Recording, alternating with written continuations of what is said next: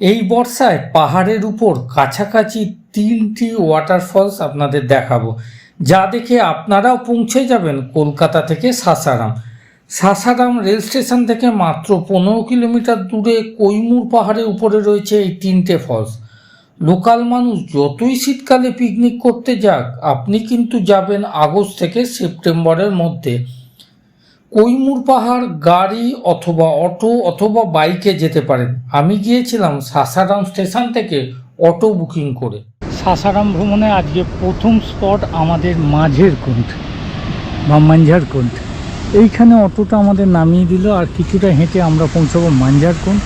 এইখান থেকেই পরিবেশটাকে অসাধারণ লাগছে, সত্যি প্রকৃতির স্বর্গ এই সাসারাম।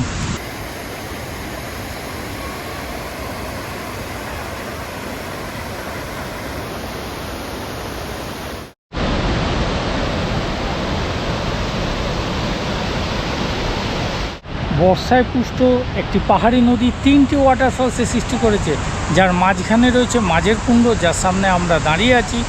ওপরে রয়েছে সীতাকুণ্ড বা শীতলকুণ্ড, সেটাও আমরা যাব। আর নিচে গেলে হেঁটে যেতে হবে, গেলে পাবেন ধোঁয়াকুণ্ড। 3টে ওয়াটারফলসই দেখবো আমরা।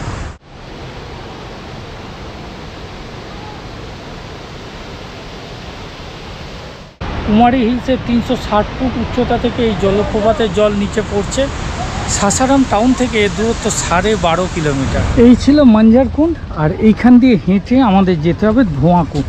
তো আপনাদের মুখ থেকেই শুনবো কোনটা বেশি আপনাদের ভালো লাগলো। এই ট্যুরে একটা প্রশ্ন, আমি অটোতে করব না গাড়িতে করব। দেখুন, আমি আছি দুজন, গাড়ির রেট আছে দুদিনে 8,000, যদি একদিন নেন 4,500।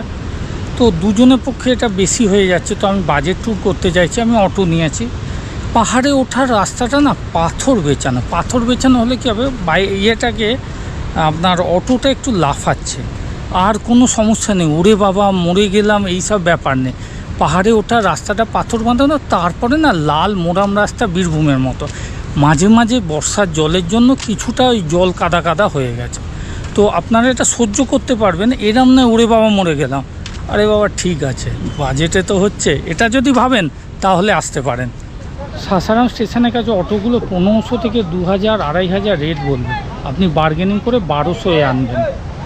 মাঝের কুণ্ড থেকে 3-4 মিনিট পায়ে হেঁটে আমি চলে এলাম এই গিরিখাদে।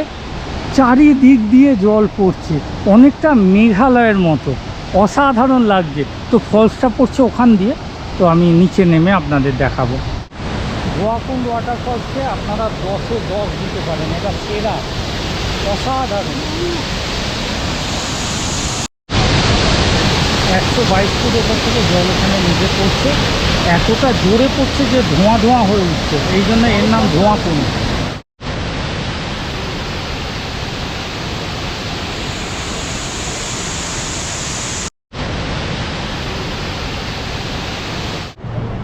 শেষ দুটো কুণ্ড আমরা দেখে নিয়েছি, মাঝের কুণ্ড আর ধোঁয়াকুণ্ড। আর এই পথে গেলে আপনারা পাবেন সীতাকুণ্ড বা শীতলকুণ্ড। অটো আমাদের এই অবধি এনে দিল, আমরা কিছুটা হেঁটে যাব। এখানে বসার জায়গাও করে দেওয়া আছে।